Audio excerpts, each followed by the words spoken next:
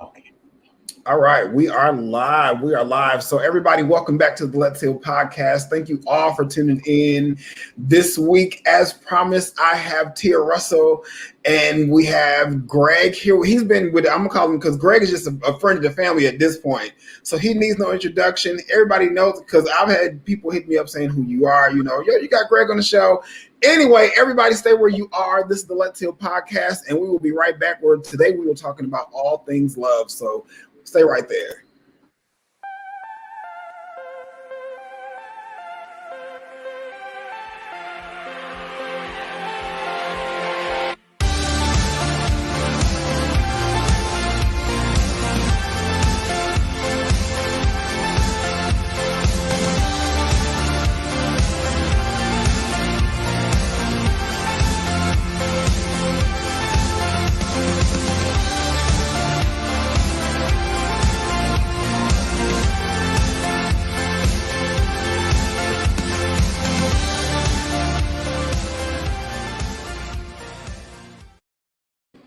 All right, y'all. So welcome back. Like I said before, if you are just joining us, we are here. Hold on. Let me turn off the sounds. I got too many sounds going on over here. And we got Greg Williams and Tia Russell over here with us today, and we are talking about all things love. Hence the reason why I wore my red Let's Heal T-shirt, because it's all about love. Love is red. Love is hot. Love is real. So we see you. Yeah. Right.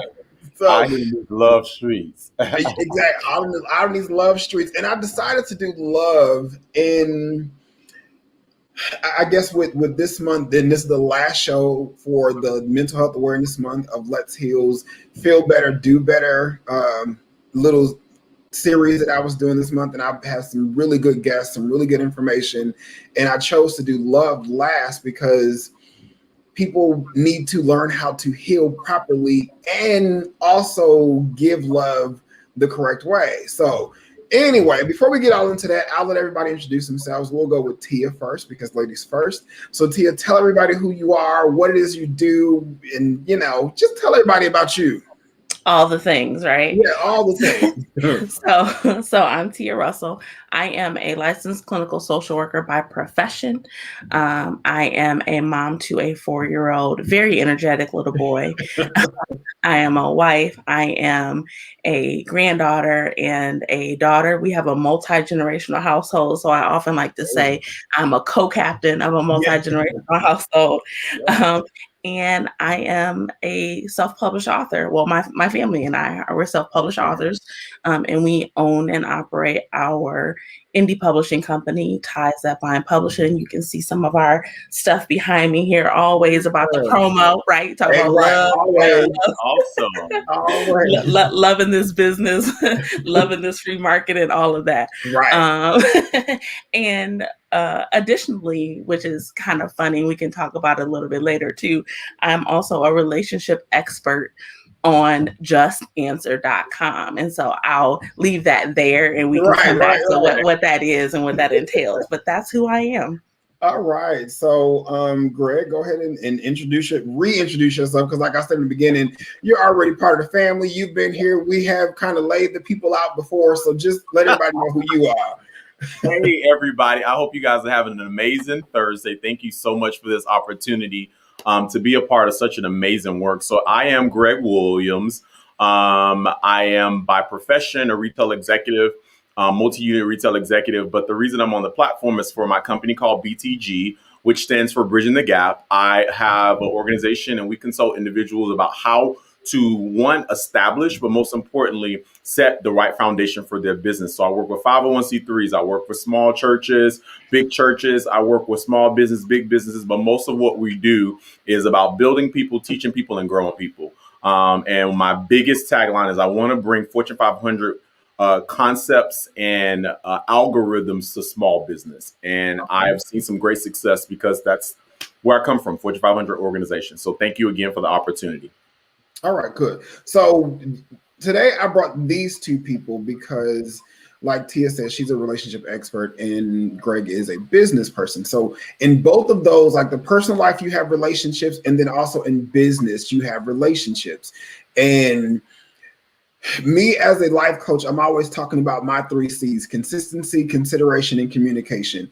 And I always tell people, when you implement those 3 things into any relationship, it will change the dynamic of your situation, whatever the situation is when it comes to those relationships, whether it's personal or business. So I will start with Greg, and let's say, what has been some of the lack when it comes to business relationships that you have ever experienced? Or say that somebody comes to you and say, I want to, like, my relationship with this business is bad because. Okay. I will say the bigger element, and I think it goes back to the topic about love, is people not understanding that emotional intelligence is applicable to business. And that when one does not fully have all of their emotions aligned, you often hear people, there is no emotion in business, it's strictly business. But for individuals that have that mindset, they are also putting forth an emotion. They're just saying, I am more concerned about getting this accomplished than I am about your well-being. Right. My space, individuals who care about people first, particularly in my industry, leaders that understand people over processes always succeed. So I think leading, but most importantly, producing results from an area of love and compassion always is better. Right. Okay, cool. And so, Tia, what has been some of the disconnects when it comes to people in their personal relationships? Like when people come to you and talk to you, and because I mean, we all have our own relationships, we all have disconnects. What has been some of the things that you've heard about the disconnect? I think really consistently it's been communication, Mm-hmm. right? And not knowing how to communicate effectively. Um, and I think that's what it boils down to, not knowing Right. how to communicate effectively. And so for whatever reasons, feeling like I can't say what I need to say to you in a meaningful way. Therefore, I won't say anything. Right. Right. And then I'm in a pressure cooker. And so then it just gets to the you didn't close the door. Right. And that's what's set me off. And Right. so we're like, we're in a knockout drag out over a door. Right. Right. Right? Like we're at divorce over me not closing the door. Like Right. I thought you was coming out the door, so that's why I closed. I thought I was being considerate. Right. But what people fail to do is say, like, no, it's not about the door. It is about, me wanting more intimacy, right? And you being closed off to that, or me not knowing that we're $13,000 in debt because right. Whatever those things are. Right. And so all of the little breadcrumbs that kind of lead up to that, and people just really not knowing how to express all of those feelings and thoughts in a way where they can feel heard, and also for the partner to be able to be receptive to that. Right. Because a lot of people sit on, like, when we're having conversations, we listen to respond. Yeah. Yeah. Right. We don't listen to hear or right, understand. Right. You don't listen to understand. Right. Yep. And that's it's so important to be able to listen, to hear, Right. truly hear, genuinely hear what your person, your partner, or whoever it is that you're having a conversation with is saying to you, Right. so that then you can figure out where to go next. Because a lot of times it's not about, I need a response from you. I just need you to hear me, right? Right. And a lot of times I don't need you to fix it for me. Right. I may just need to drain off and then come back and let's talk about a solution, or whatever the case may be. Or I may have already worked it out on my own, but I just need a space, right? A safe space, a brave space to be able to come and have this conversation with someone who I know isn't going to judge me, or whatever that looks like. Instead, people go into like a fix-it mode. Well, let me tell you how to make it better. Yeah. When a lot of times people are not looking for that. Right. Yeah, and you're right. And a lot of that you were talking about, it definitely falls under the 3 C's that I talk about: consistency, consideration, and communication. And while I got a chance, I see that there are some people on the live. So if you have any questions or comments, please ask us questions, comment about what's going on, because we see all of that stuff and we will try to answer and get to everything that we see. But we'll go into the 3 C's. We will go into the 3 C's when it comes to business and personal relationships, and we will break that down and kind of bring it back together so that somebody can have something to take away. We'll start with I'm trying to, because it's crazy, because when you say one, it kind of flows: consistency, consideration, communication. So it's like, no, you got to go back there. Let's start with consistency. Yeah. And when it comes to business, Greg, what would you say, where would you say people lack the consistency, and how do they go back to, or what looks like a consistent thing? Like, some people say, I'm being consistent. And it's like, no, actually you're doing this. You all over here, and then you over here, and then you over there. That's not consistent. And when it comes to business, and you wonder why our business relationship has no love. Yeah, so I think it goes back to scheduling and planning. I think a lot of times we don't understand the importance of a balanced schedule. When we talk about, for people that I know they're not consistent, it's because they're just doing too much. Mm-hmm. So when you're doing too much, you now lack an area. I always tell people it is only 24 hours in a day. I'm also guilty. But it goes back to scheduling. What systems and protocols do you have in place to make sure that you don't miss or that you don't commit? One of the biggest things that I had to learn was say, give me a second, let me check my schedule. Instead of committing, and then you create inconsistencies, and then you become, in what we call in the business world, a non-responder, a no-show. And in the business world, you become a no-show 3 times, you pretty much are fired, or people don't want to deal with you anymore. Right.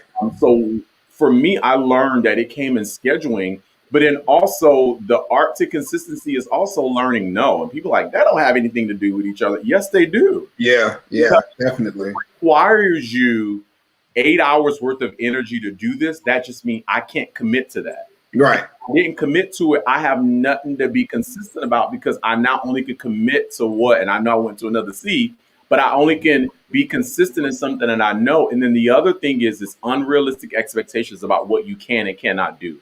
Right. Being a business owner, I knew when it meant I needed to hire somebody else to help me, because what that mean was, because I did not have the full capacity to continuously do something that I do know how to do, but do over and over and over in a repetitive standpoint, I now became inconsistent because I was tired, right, I was fatigued, I was exhausted. So when I multiply and added more people to my team, that level of consistency that everybody demanded and or saw was consistent, because it was, the weight was even. One day I can do it all. Now I can pass it over to another team member. So I think it's scheduling, but also being realistic about what you really can and cannot do.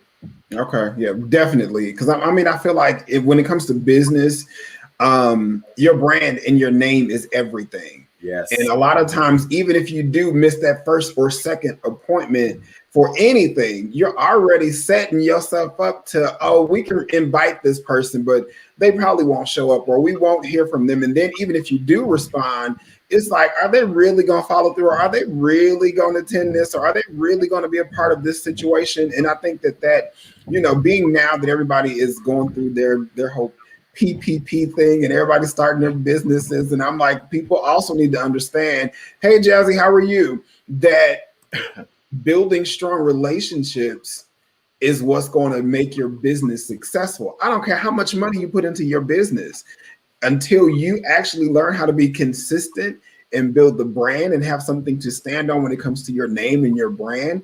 People ain't going to really try. And we all want to support Black business, and this is Let's Heal, and I'm gonna keep it all the way real right now. But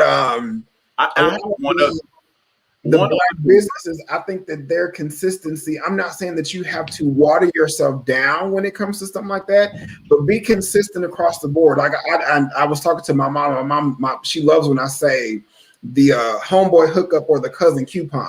Like, I don't give those in my business, and that's consistent with me. Yeah. You know what I'm saying? I have a business, I have a brand, I got bills, I have dreams and goals that I'm trying to accomplish. And if I'm giving you the homeboy hookup and the cousin coupon, but then I'm charging somebody else the same price, that's not consistent in my business, and I'm going to lose both of those clients at the end of the day. Yeah. One thing I was going to add, and this is in the business space, and this is actually an open message. For some people, as it relates to business, you're not going to be successful in business because you are not consistent in someone else's business. Right. And I challenge people about that. If you went to someone else's 9 to 5, no matter what your feelings were about that, if you are not consistent in showing up on time, if you are not consistent in making deadlines, if you are not consistent in completing projects, when you step out and do things on your own, you will not be able to receive that same honor because you were not consistent in someone else's space. Exactly. So I hope somebody's over there taking notes. Chelsea said, right. You're right. Yeah. So Tia, now let's talk about the consistency in relationships. I'll let you go ahead and talk, and we'll talk more about consistency. Yeah, I think it's really to piggyback on what Greg said is really it boils down to the communication and having those conversations, and a lot of people not being comfortable with saying no or feeling like you are going to disappoint, or not really just standing in your truth to be like, I don't want to do it. Right. And it's okay to not feel like it. But I think most people are people pleasers. Yeah. And so we try so hard to please everyone else around us, at the sacrifice or detriment to ourselves. Right.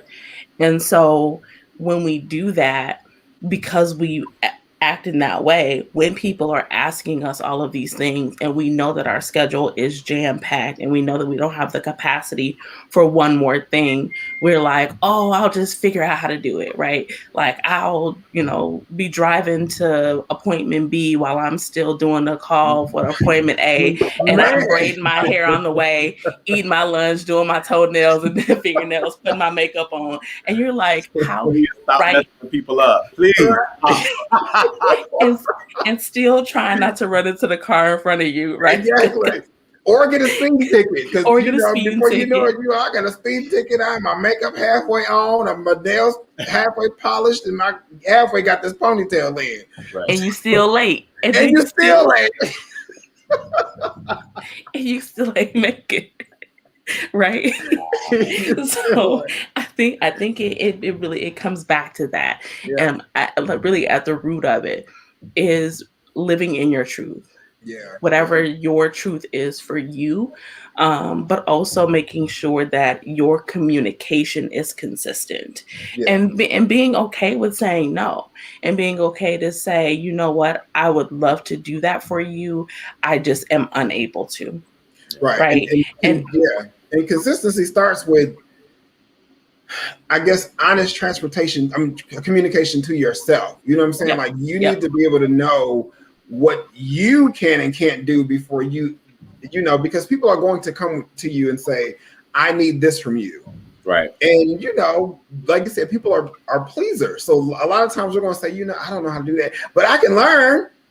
Knowing damn well you have no interest in that, knowing you ain't never touched it, and that's kind of how relationships are. Relationships are like, I want this and I want that, and this is, well, I'm not really that, but I can learn. I can be that person for you, and before you know it, you're miserable because you tried to fit into a box that somebody presented to you.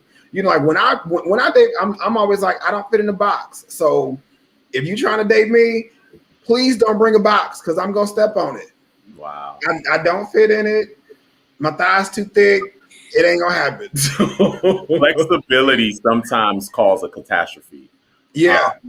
And that is the issue. We become so ambidextrous to where now we're disabled. It's like, it's good to be able to do it with both hands, but you're almost disabled because you don't have any consistent. I can't count on you to write with your right hand. Exactly. You're trying to do both. Like, what can I count on you to do And you without have to know what you're dominant, right? Because even in that, even see, those, and right, yeah, even in that, like my son utilizes both hands, but for certain things, he is left hand dominant.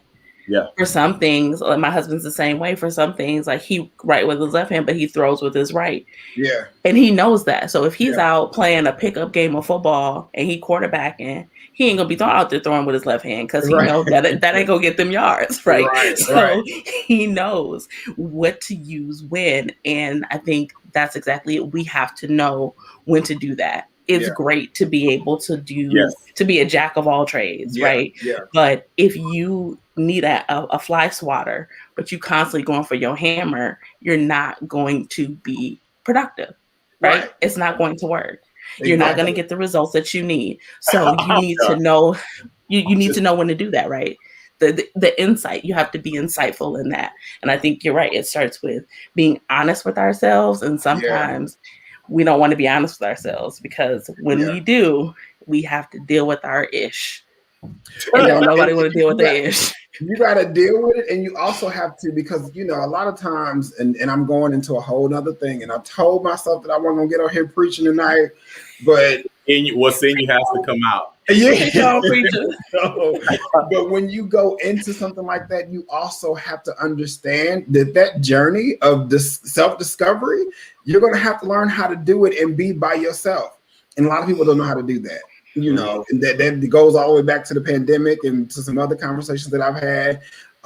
So yeah, I ain't even. So Mark, he's been on. Hey, Mark, how are you? He said flexibility causes catastrophe, and then he also said that is when being clear about your mission and your values comes into play, and you have to understand what your mission and values are. And I was having this particular conversation about mission and values earlier today with an associate of mine about foundational things. Like you can't go into a situation the same way you were 10 years ago. Nothing is constant but change. And if your mind is still 10 years ago, in this new situation, it's never going to be able to grow and flourish. And there will be no consistency because this is how times are right now, and this is where you are 10 years ago. That's not consistent. I need you to get on the same level. But and I think we misconstrue adaptability versus flexibility. Come on. Right? Yeah, because it's different when you have to adapt to a situation, and then flourish or thrive in it versus bending to a situation or trying to make yourself fit in it. And so I feel like that's another thing, and that's the same thing in relationships where going in after date number 2, like he always taking me to Taco Bell. I told him I don't eat Mexican.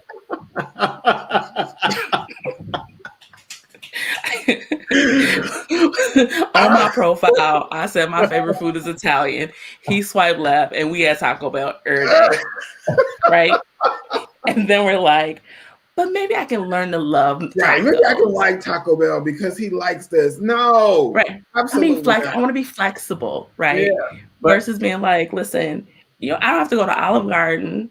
Right. I mean, we can go to whatever some of the Maggiano, some whatever whatever the knockoff is. Let's meet somewhere out, right? So I can adapt to my situation, but you're not gonna make me, like you said, don't put me in a box, mold me up to make me fit to where you want me to be. But also, if I don't communicate that with you, if I don't say, if I keep showing up to Taco Bell, at some point that's on me, right? And here. Go ahead, Greg. Go ahead. I was just going to say, so in there, since we're on the topic of love, is the mistake in date 1 at Taco Bell, or is it 3? Because to me, it started at date 1. Baby, I don't eat that food at Taco Bell, period. Right. Why, what is this? How do we get to a level of self-preservation to just say, this is a no for me?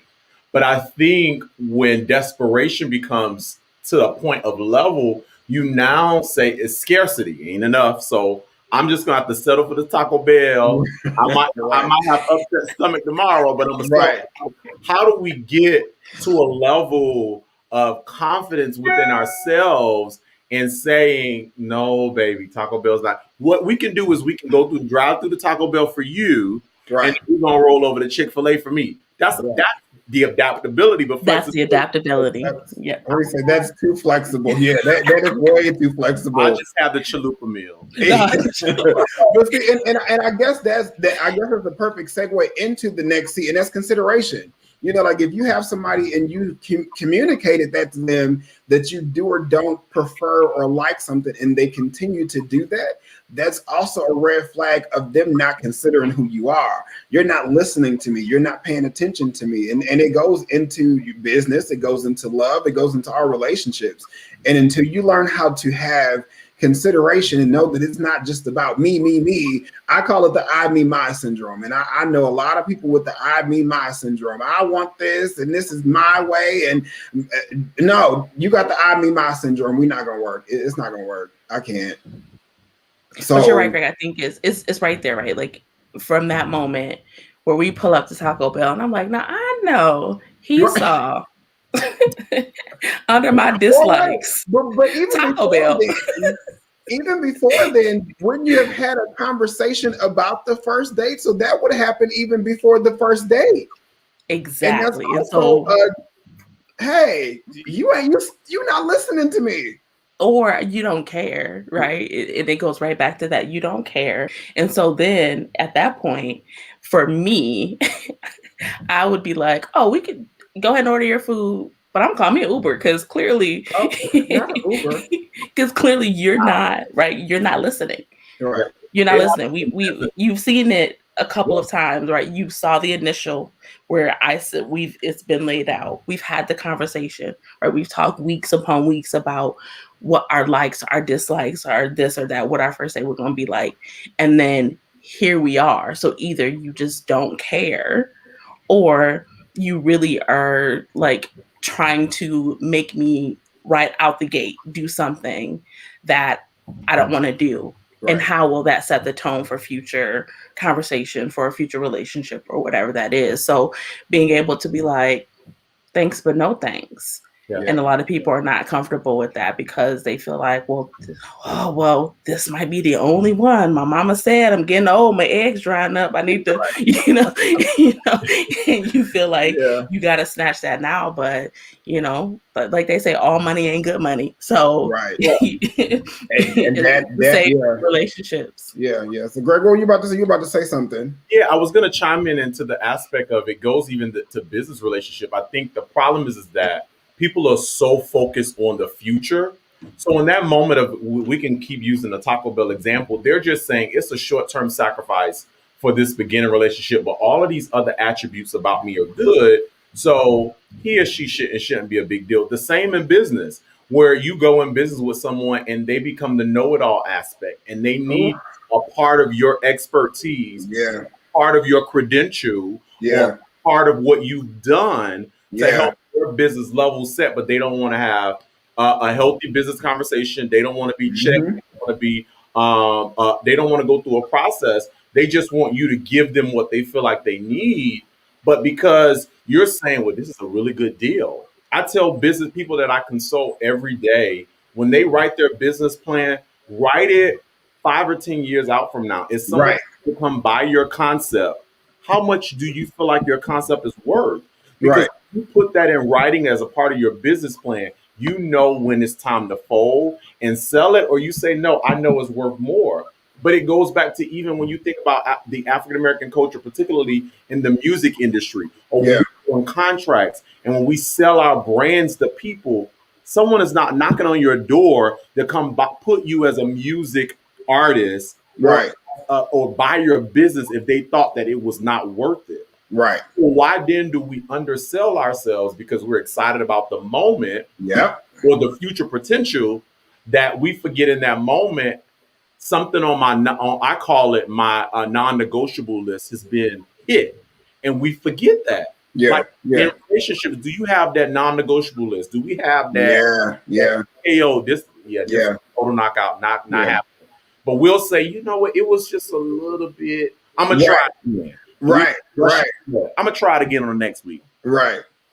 And we 5 years in a toxic situation that we've been playing Russian roulette, hoping that we're going to hit the jackpot. And baby, we bankrupt.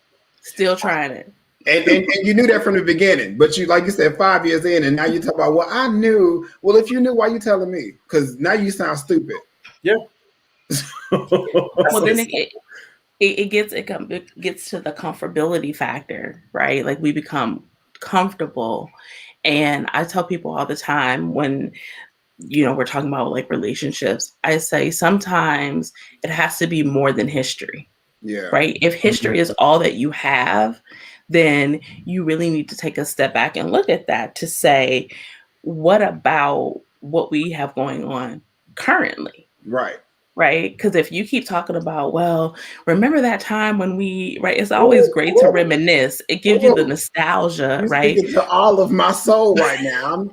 But we can't remember that time to death. Right. Because then what are we talking about? Yeah. What does a year look like? Right. What does we can't continue to live in the past. And so I think a lot of people, that's what happens too. A lot of times people are remembering the old and wanting the old. Right. And sometimes the old still ain't that good. Right. The old is old. Because you hear it you see it all the time on Facebook, and it's crazy because I don't even like participating in a lot of the things where it's like, well, let's see what you look like 5 years ago. Well, this is what I look like today. I ain't getting back in them high school jeans. It's not happening. I don't want that high school body. Right. It's like, no, we're not doing that no more. So can we talk about what's going on right now? Because right now, this whole dad bod thing is going on. And I need to know that you go, because it's not going back to high school. We're not doing that. So, yeah, it's different. And so it's different. Yeah. And getting out of that. And a lot of people are like, but I remember what that feels like. And for whatever reason, in those moments, I felt great, or I felt however I felt in those moments. Because hindsight is 2020. So if you are dealing with whatever is back here and you're feeling great about it, that's because you don't know what's up here. Right. Exactly. So when you're reflecting on that today, you're kind of like, well, yeah, no, that was kind of shitty. Like I really, if I'm thinking back on it, it really wasn't a great feeling, but I didn't have anything to compare that to. But I do remember feeling happy. I do remember like your mind starts to play tricks on you. And so we live in that comfortability, and you're like, well, I don't want to get out and do something different. I don't want to, be a failure again. Right. Like people, I may, failing once. Okay. But if I continue to fail and it takes us right back, then I have to start looking at me. Right.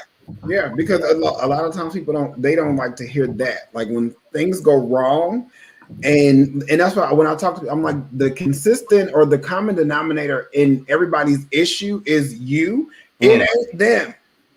It's you. So if every situation you go into and you have a victim mentality where everybody, this person did this to me, this person did that to me, this business relationship, this person is bad in business, but you the common denominator in all of it, and all of your situations are failing, it ain't them. It's you. So it's time for you to try to do some kind of self-exploration, some transparency, some stand in the mirror and look yourself in the eyes and be completely honest with yourself in order for your narrative to change. Because if you're not trying to change your narrative ain't gonna change, and nothing is constant but change, and it will change around you. That's right. It will continue to move forward while you're still stuck in that same spot. And then you're looking around, then you're gonna be looking back like, I shoulda, coulda, woulda, when everybody else is. So now what? Yeah, but sometimes if I'm not the victim anymore, then what do I have? Right. The truth is LinkedIn, Instagram are posting a victim position, because there are some people who are professional victims. Yeah. Live in it. Graduated past being healed enough, because we're talking about let's be healed. Exactly. I am a victim. Right. When we talk about people going to AA and all these programs, we need a victim anonymous thing, because at what point is enough enough? I mean, let me be their life coach. They gonna come out different. Let me be their life coach. They definitely gonna come out different fooling with me. Get them right, Tyrell. Right on together. Because the aspect of is what you're gonna bring them is really the first two is this accountability factor, Yeah. but then it comes with this consistency of someone calling you out on your stuff. Yeah, exactly. You know what Exactly. I mean? Like that's the aspect when you think about a victim of anything, a tragedy or something. At some point, this thing has to blow over. Right. And yes, we understand that there are some negative ramifications of traumatic things that have happened to you. But there are people on both spectrums. When you think about a major event like 9/11, there are people on both spectrum. There are some people who are still living with negative effects of that moment. And then some people that had negative and they just say, how do I rise above this moment? You can't be a victim for forever. Right. If anything, put that on your resume so people will fully be able to understand. And it's almost like I wish it was a badge of people saying, you a victim, I'm going to stay away from you. Because your language is different. Right. The way you show up in the room, the way you see opportunity is different. It is. You are a victim. Because you now make decisions out of it. Think about a business deal. You have 5 bad business deals. You now are not open enough and receptive enough to receive my business deal because you're now sitting at the seat of all your old experiences. Exactly. Open relationships. Right. We live in that. This is what they did. Everybody cheated on me. Everybody cheated on me. So then when do you rise up to make sure you go in this situation saying, not everybody cheated on me, and now you have this aggressive mindset about being cheated. You become a snooper. You become, a telephone snooper. Woo. You become a tracking devicer. You become who you're looking at, why you're looking at. Baby, you are a victim.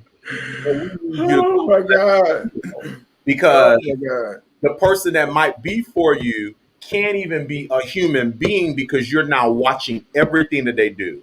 And it becomes toxic. I rest. They blinked wrong. Trust me, you are definitely preaching all the way to this. See, every time I put you on the show here, we're not supposed to be here laying folks out every time you get on the show. I felt that right here because I experienced the victim personality. Oh, baby. Come on. Trust me. And I think no matter what you try to do, even when it comes to supporting somebody who you see as a victim, you really have to sometimes kind of just let it go because you can't even support or help somebody through their victim mode or victim feeling because they're not ready to move. You know, you can see people who have potential and they can be the best person, but if they're stuck in being a victim and that's how they identify with themselves, even if they don't identify and say I'm a victim, you can see a victim in their characteristics and their mentality before. And it's like, I see all of that. It's written all over you and everything. Every time we have a conversation, it's a very narcissistic kind of personality. You know, I need you to focus on me because if you're not, you're going to be like the last person. But wait, what about me? Mm-hmm. I'm part of this situation too, you know. Mm-hmm. And even when it comes to business things, what can you do for me? And I think back to a time when I was personal training, and there was a lady who was a victim. I was personal trainer, and she said, "I want you to come and work for me, and I need this and that." And then I said, "No, Tyrell don't work for anybody in that aspect. I will work with you." But that change of that word just changed our relationship. And I told you what I'm willing to accept and what I'm not. You told me what you need because you're a victim, and you know that if you attach yourself to somebody who is successful, you get what you need, you take what you want, and then you grow based on my experience that you'll be fine. But no. Tyrell don't work for you. Tyrell can work with you. Yeah. If you're not willing to work with, then we ain't got no relationship to talk about. Yeah. And see, because you were able to say that, right, in that moment, you were able to communicate that, then that kind of shifted that dynamic. But think about, so many people who are like, well, she's presenting me with this opportunity. And now they find themselves in a trick bag, doing something they don't want to, right? Doing something that they don't want to do because what was standing in front of their face at that moment looks so shiny. Going against your instinct, right? Everything in your body is telling you to run. When we talk about red flags, like those, we say that for a reason, right? And a lot of times we ignore those things. And when you see them, you have to pay attention to them. And I often tell when I was working with like clients directly, I would tell them, I work with veterans in the criminal justice system, and I would tell them, I can't care about this more than you. More than you. Yep. I can't work harder than you in this situation. Yep. Right? If you're given 5% and I'm given 150%, then it's unbalanced. Yeah. Because I don't need to give 150%. I'm not in jail. Because this ain't my shit. I'm not going to jail, right? I don't have these criminal cases. Right. You're in jail. You are trying to get out of jail. You're trying to change the circumstances. And so if you're giving 150%, then I'm giving 150%. Like, I'm a ride with you. Right. But I can't care more about your situation than you care about your situation. Right. And sometimes people don't understand that. And I think that happens in relationships too, where people kind of feel like they have to get lost in their partner. Right. I have to care more about you. I have to, sometimes you hear couples joking like, well, who loves the other more? Why is that even a thing? Right. Like, how is that a badge of honor that you love me more than I love you, or I love you more than you love me? So then what does that say about our relationship, or, whatever that is? Like, everything isn't going to be equal at all times. I understand that. I realize that. But when it comes down to care, compassion, empathy, love, those things should be equal. Right. I shouldn't love you more than you love me. I shouldn't care about you more than you care about me, or vice versa. Because then that's where turmoil, resentment, those types of things start to set in. If it ever ends, yeah. So before, because I know Greg has his show is coming up in a couple minutes, so we're gonna get on with the next seat. It's about and it's probably gonna be the one that we'll probably have to let Greg go, but we're gonna continue to talk about communication. Baby, this communication, the communication, and that is the most important aspect of them all. Like, none of them, like, they're all really important, but communication is so important because we all have so many different communication styles. And I was talking to a friend earlier, and I was saying I'm a Sagittarius, and we think, see, do, talk in detail because we want everybody in the room to understand what we're saying, so we ain't got to repeat ourselves. So we're gonna communicate it very clearly and wait and hope that there's no questions, but there's always going to be a question. So as far as we'll start with Greg because, he's got to go in a little while, but communication in business, how do you feel like, give us some communication in business. Communication in business. I think the irony of it is at times it seems as if two people from two different parts of the world are talking. Yeah. But I think when we're talking about anything in business, the biggest aspect is, and this goes back to my original, is the emotional intelligence aspect of when you're compassionate and you're caring enough, you will slow down enough in the aspect of communication to make sure. Yeah. I understand from the Sagittarius standpoint because I'm a Libra, and because we want everybody to get along. Yeah. We'll say it in Chinese, we'll say it in Spanish, we'll say it in Mandarin, we'll say it in any dialect you want because we are so compassionate about making sure your well-being is great. Right. But in the business aspect, sometimes we have to be mature enough to just say, you know what, I can't go in this conversation alone. I got to come in with someone else. Right. But I think another part in business is that we do a lot more of this and a less writing. And I think the biggest thing is sometimes we both need to put our expectations in writing and then let's come together and talk about it. And then sometimes it needs a mediator in the middle. Imagine that. I think back on some things, not just business, Rob, but just even at work. If I had a mediator in the room to kind of hear what I had to say and hear what that other person had to say, and there's a meeting in the mind, we can come. But if it's you against me, we both walked out the room with something different. Right. And I'm thinking from a manager associate standpoint, I felt like I got you together and you may have felt like that's right. So I just think sometimes having separate conversations to prepare for the conversation is healthy. And that's in business. Even in relationship, I realize pulling away and going into the office to think about what I'm about to say before I say it is so much more healthier than me just spewing it out of my mouth. And because now I'm spewing out of the seat of my emotion and feeling, and that's not really what I wanted to say, but that becomes my defense mechanism. Right. Defensive, it becomes an attack. So right, and even when it comes to business, I used to work in the college admissions and financial aid, and when I sat down to explain to the people who were signing up for school, you know, I'm explaining it the way that it says on the paper. And a lot of times, even now, there's things that I read when it comes to contracts and stuff like that, that I'm a pretty intelligent guy, but there are certain things that I just don't understand. And I found that asking questions, and it's so cliche, it's so old school, you've heard it plenty of times. There are no dumb questions except for ones that are not asked. Right. And a lot of times people won't ask a question when it comes to money or business or something they sign up for. And then, excuse me, they use it as an excuse when something goes wrong. Well, I didn't understand what I was signing or writing about. Why didn't you ask that question before you signed this? Right, love it. You should have been asking questions, even if it's one word in that sentence, and people need to understand that, you know, my sister is in legal, and she's always talking about wording. And I know that one word, the inflection or the change or the tone of one word can change that whole entire paragraph. And if you don't understand that one word, you need to go back and, hey, what this mean? Because I don't get it. I don't understand. Yep.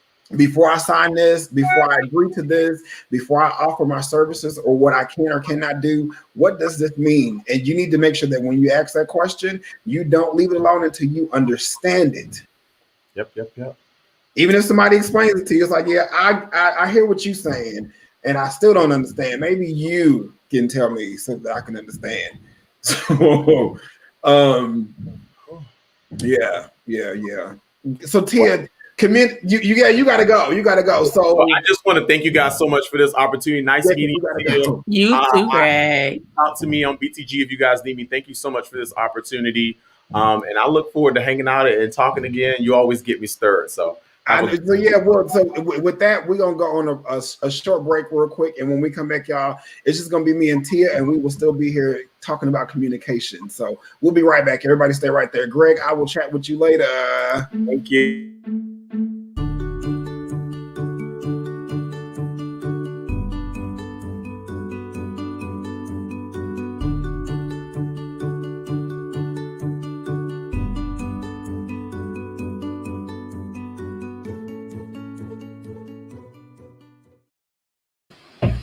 All right, Tia, we are back, and I think she coming before we left. Oh, that's Toya. Hey, Toya. Yeah, play us back because we're talking about some good stuff over here. So we are going to talk about communication and relationships. We're going to talk about that because I feel like when it comes to communication, love, relationships, there is a misstep or a huge gap in between the understanding. So tell us about the communication and relationships. So it's funny because I run a group, or I'm trained to run a group for domestic violence offenders.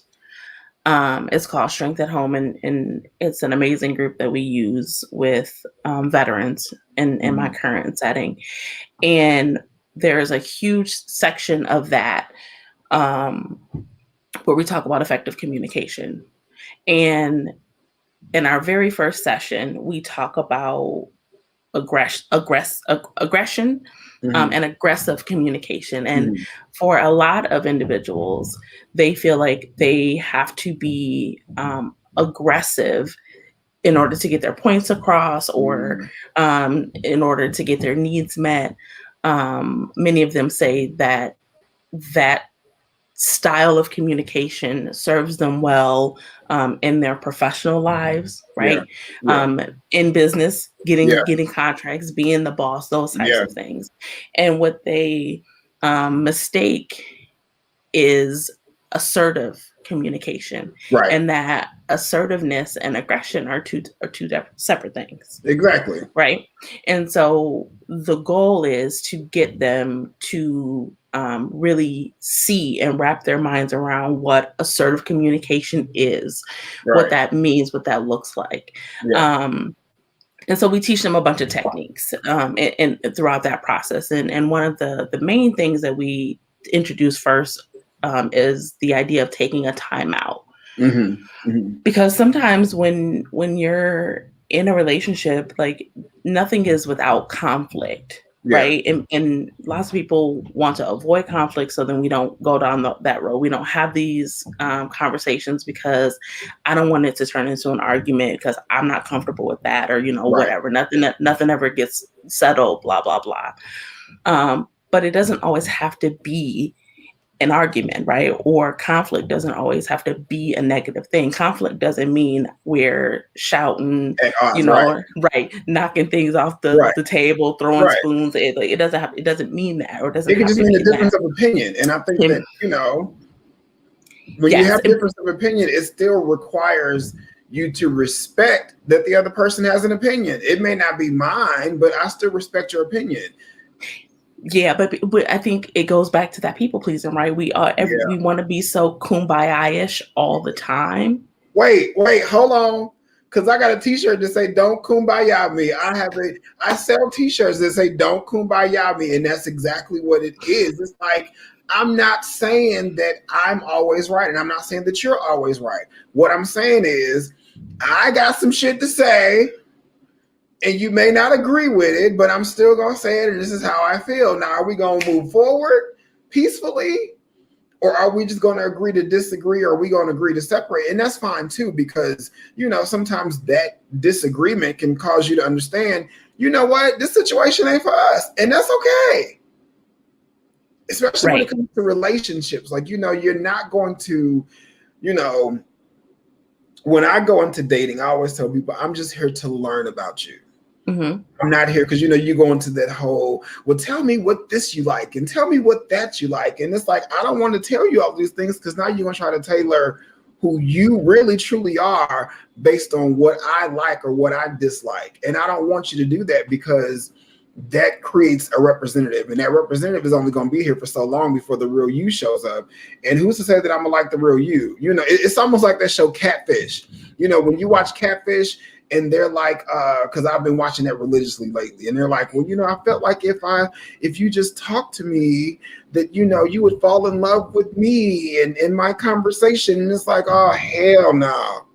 But it's not you, right? Like you're representing somebody's life or somebody else, or whatever. Now that the real person is here, you already present yourself as a liar. And I told you, even through our conversations, that I don't like liars. And here you are starting out the situation with a liar. Oh, but I'm supposed to look past that. Right. Right. And then when you say that, then you're wrong. Yeah. Right. Like when you say like, oh, well, that's not okay with me, then it's well, you're not. It's something wrong with you. Right. Because if you just look past these things. I thought you were a nice person, and you were supposed to.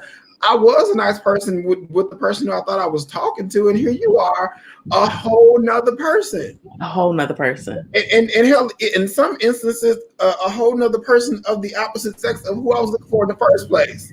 Sex, race, race, all of the above. And I was watching one earlier today, and it was a girl in there who, was talking to a guy, and she disappeared. And when they found her, she was, on there, the complete opposite person. And then she told me, she said, well, I'm also 2 months pregnant. So now, not only are you the wrong person and you've been lying to me, but you're 2 months pregnant after we've been talking over the phone, and you refused to video chat with me for 2 years. And she got really pissed off because he was like, I can't do this, And I'm like, but why are you pissed off? You just lied to this man. Your communication fell off. Then it's him not accepting, right? Then it's him not accepting her and her baby, and So I think victim mode. She went right into victim mode. Exactly, and I think that's exactly it. Like people really just have to be comfortable with conflict, Yeah.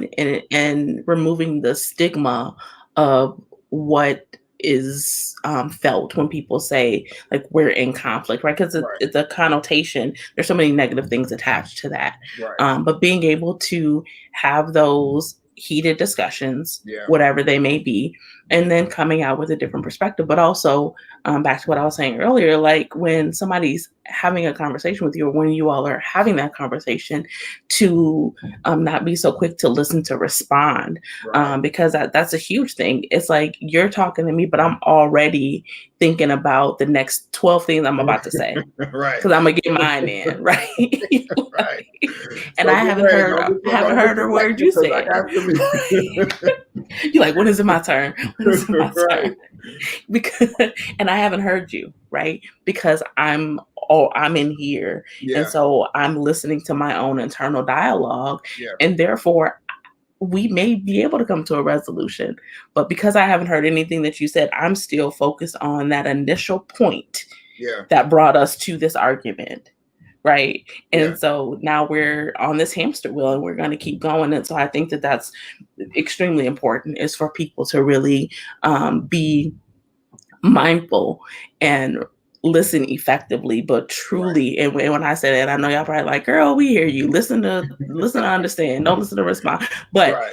Repetition is key. Okay. Listen Definitely. To understand, right. Because it changes the game. And if you feel like you're so upset or you're so worked up that you can't, right? Like if all you see is red and you can't hear what's being said, then you need to take a time out. Yeah. Right. You need to take a time out. Yeah. And I think that's part of it too, is communicating what timeouts look like for you and your partner. Right. In a space where you all are not worked up.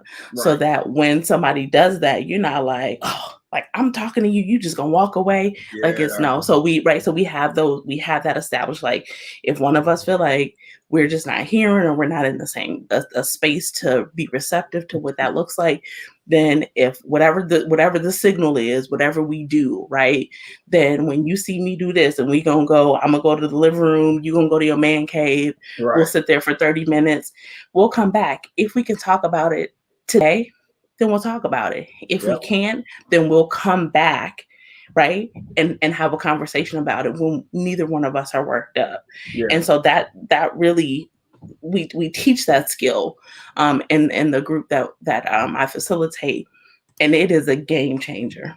Yeah. For like those individuals. Quiet yourself. Like a lot of times, because I always, I'm not big on arguing. Like I'm not going to argue with you. I'm not going to yell at you, because if you got two people who are yelling, nobody's being heard. Mm-hmm. I'm trying to yell louder than you. I'm trying to out-talk you. I'm trying to get my point across. Mm-hmm. And in all actuality, neither one of us are being heard at this point. So that means that we have broken the lines of communication, and now we have stepped into the line of disrespect. Mm-hmm. Now you're disrespecting me. So now I got to defend you. And that's a whole nother fight, because now you yelling at me and it's a live interrupted. There you go. Yeah. Toya said it definitely takes humility. And I think a lot of times when you go into a situation and there isn't a disagreement, you have to, like you said, you have to listen to understand. And then you also have to agree to disagree and know when to, I guess, step away from it. And you also have to, one thing I was going to say while you were talking, because it came to my mind, because I've had disagreements with people and they say, I just need a moment. And that moment turns into a week. And it's like, when you come back at the end of the week talking about something we talked about 4 or 5 days ago, at this point, I don't want to hear it. I don't care. Now we can't go and backtrack and rehash those feelings. Okay, I understand you have, like you said, 30 minutes to an hour, maybe even the next day, so we can cool off and you can say what you need to say. But a week later, no, we don't do weeks, we don't do months. And then once it's done and over, people also need to learn how to really let it go and let it go. Hash it. You know what I'm saying? Well, last month when this is don't talk to me about shit that happened last month.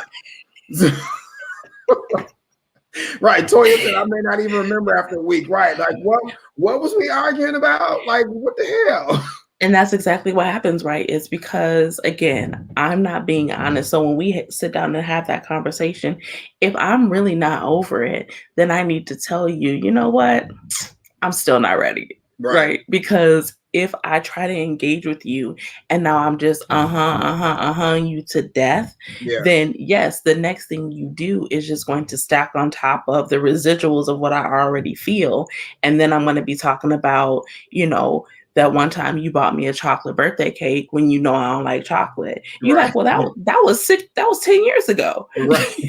Right. Oh my God. So, okay. So it look like let me see if we are still online because they keep saying something about it being broken up. I see it's moving. It's saying live on my end. Okay, it still say live on my end. Mm-hmm. So Amari said, I detest when people bring up what's supposed to be resolved. Yeah. I feel like, you have to, and Toya said, really let it go. I think a lot of times people need to learn how to really understand and know when to let the things go, because a lot of times they hold on to stuff and then it's like they have leverage over you and they use it against you as many times or as many opportunities as they can. And it doesn't resolve anything. So, oh gosh, we can talk about this all day long, but it's been an hour and I don't want to, take up too many people's time. So that, so with communication, we went over the 3 C's. We talked about love, and all those 3 C's all have something to do with love. So I will say it again. I have always said it. If you change your consistency, consideration, communication, your love, and your relationships and your interactions with other people will definitely change. It will always change once you start implementing those 3 C's. If y'all need any information about those 3 C's, I do have a podcast called The 3 C's. Tia, tell everybody, I see Ties That Bind Publishing, tell everybody where they can find you at on social media, things like that, where they can reach out to you, where they can communicate with you. And I promise y'all, this is not the last time y'all see Tia because she will be here very often. So I will. Thank you. So yes, we are Ties That Bind Publishing on all social media platforms. And is it ever really that serious? No, not usually. And if it is, then we need to talk about what brought us there, right. And how we can get through it. And if we can't get through it, we need to be mature enough to say, we got to let this go because us sitting in this is not going to serve either of us, and being miserable together when you can be happy with somebody else doesn't make any sense. Because there's a whole lot of miserable situations out there right now, and it's like y'all been miserable for 10 years and now y'all just waiting for each other to die. Who gonna die first so I can get the money? Now y'all should let go 10 years ago. And both gonna outlive each other, gonna live forever. Exactly. They're gonna end up going on a family peaceful vacation and die together. So now y'all both been miserable for 10 years. Die together and now they buried together and still miserable. A whole mess. Afterlife. A whole mess. So so Ties That Bind Publishing on all platforms. She does. Follow us. Calming spirit. And I'm over here loud and crazy. Y'all know me, I'm loud and crazy. So no, look, I'm messing with these AirPods. I need to switch the little cushion in them because these keep falling out. So I know they probably like, what's wrong with the girl? Like they'll fall out anyway. So yes, check us out on all of our social media. We actually are trying to get to 300 followers on Instagram. So check us out there. Ties That Bind Publishing. We journals, a lot of kind of self-help type stuff. We have some children's books coming out. I'm in the midst of creating a journal for Pride Month. So I'm so excited about that. It's going to be an affirmations journal. So I'm working on that now. So check us out. We'd love to have you follow us on our journey. We're brand new in this game. We established our company at the end of December 2020. So we've been working. Just follow us and join our email group to keep up. She will definitely be a part of the Let's Heal family because I definitely want to work with her with the Let's Heal self-help book titled Drink Your Water and Mind Your Own Bald-Headed Business. Okay. So That's exactly what my tagline is personally and professionally, because I feel like if a lot of people learn how to drink their water, they clear up their skin. And if they mind their own business, they clear up their mind. So Yes. Yes. You know what? That's what, before you leave, before we go out, because this yeah. was so funny to me. I saw a meme where somebody said, "You so busy watering my grass, yours is dying." Yeah. You so busy doing other folks' business that you can't take care of your own. Like, I You don't over get it. here tending to my lawn. It's over here flourishing. Meanwhile, you And got yours look weeds, all dried up. dandelions, It's all dead and tumbleweeds. brown. Oh my gosh. But that's how people live their life in everybody else's business. So, but anyway, we are going to get going, everybody. I appreciate everybody for watching. And if you're listening on the podcast, I appreciate you for listening on the podcast. And until next time, I am Tyrell, and this has been the Let's Heal podcast. See y'all next week. Bye, y'all. Bye, guys.